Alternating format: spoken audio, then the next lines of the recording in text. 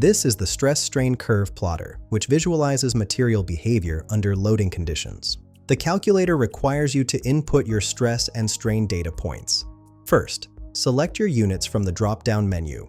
You can choose between metric, which displays stress in MPa, and strain in millimeters per millimeter, or imperial, which uses PSI and inches per inch. For this demonstration, I'm using metric units. To use this tool, you'll need to enter pairs of stress and strain values from your material testing data. Once you've input all your data points, click the Calculate and Plot button. The calculator generates a stress-strain curve that shows the relationship between applied stress and resulting strain. This visual output helps you identify key material properties like the elastic region, yield point, and ultimate tensile strength. The plotted curve allows you to analyze whether your material exhibits elastic behavior, plastic deformation, or strain hardening. You can use this information to determine material suitability for specific engineering applications and predict failure points.